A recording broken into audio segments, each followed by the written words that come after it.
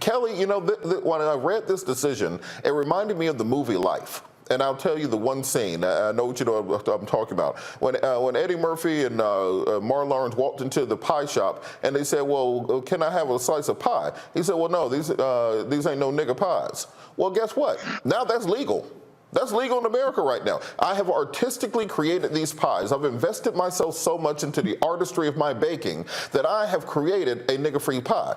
And so what do you think happens in America where that becomes the new standard, and all someone has to say is I've invested artistry into it, and therefore it's non-judiciable by the Supreme Court, and it's enforceable by law. You can't sue me. You can't have me arrested. You can't do anything about it. You just can't have the pie. Nigger-free pie. I'm trying. Come on, Kelly. Hold it together. Let's go. I'm trying. All right. So here's the thing about this case.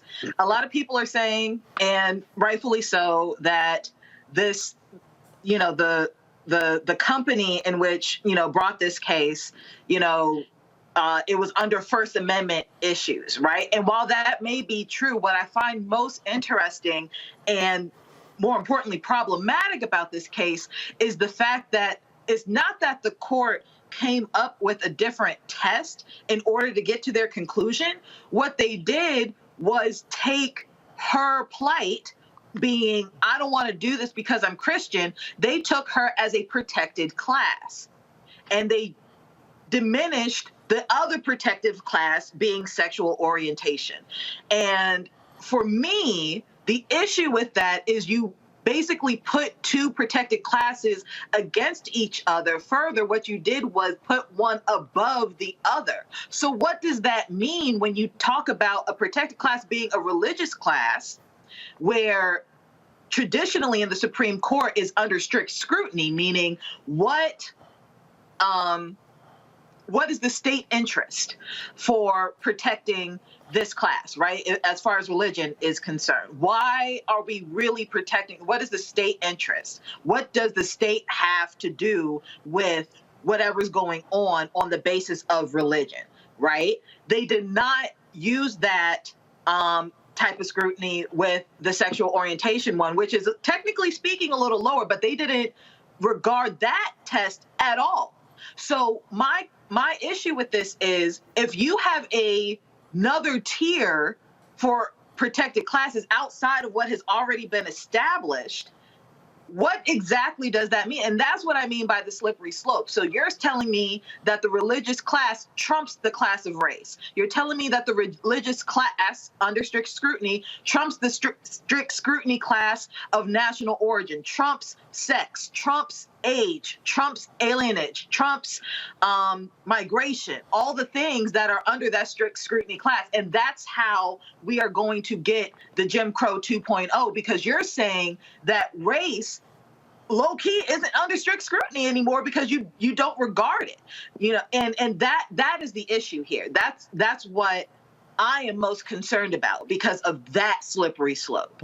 And Abdul, on that point, we saw this in the affirmative action case where you take, if it's a white person suing to overturn the affirmative action, more than likely you have a different outcome than recruiting Reverend Geary. When you're talking about the case where you have Asian students versus black students, here you have a Christian woman versus the LGBTQ community. Have they effectively gotten rid of the concept of strict scrutiny at the Supreme Court? Well, to Kelly's point, the First Amendment argument, because there's a commercial issue framing this First Amendment expression, it actually took them out of the strict scrutiny category and made it more of an intermediate scrutiny. So the standard was lower. They contorted themselves to kind of find a way not to have to apply strict scrutiny because they were trying to get to a particular outcome. Just like in the Students for Fair Admissions case. What do? To Kelly's point, you create this hierarchy of competing interests that ultimately the outcome, all it does is further insulates those who really have the most, feeling like they've got the most at stake, and that's really white political interests. So you can have an Asian student complaining about black students getting 1 or 2 slots when they got a far higher number of admission slots at Harvard and UNC, But in the end, because we play this game like somehow or other, this preferred lower group has now been harmed. What we've actually done is given this rules that what we were really doing, what we were really after was trying to protect whiteness without saying we were trying to protect whiteness. And it's a particular kind of whiteness. It's a conservative religious whiteness that leans towards this homophobic, xenophobic expression that allows now this notion that if you got more guns, more fear, and more crazy running around, you call them Trojan horses. These jokers are walking around, they're not on wheels and ain't no horses. These are upright walking, two-legged folks who are losing their absolute mind, and they ain't trying to make no, what'd you call them? They ain't trying to make no nigger cakes, nigger pies, none of that, because they really trying to get rid of anything that they would categorize as a nigger. And so this was, and then add to it, you've got Clarence Thomas on one, having to be schooled by Justice Ketanji Brown Jackson on the other side, waving that mama finger at him, and he ain't getting.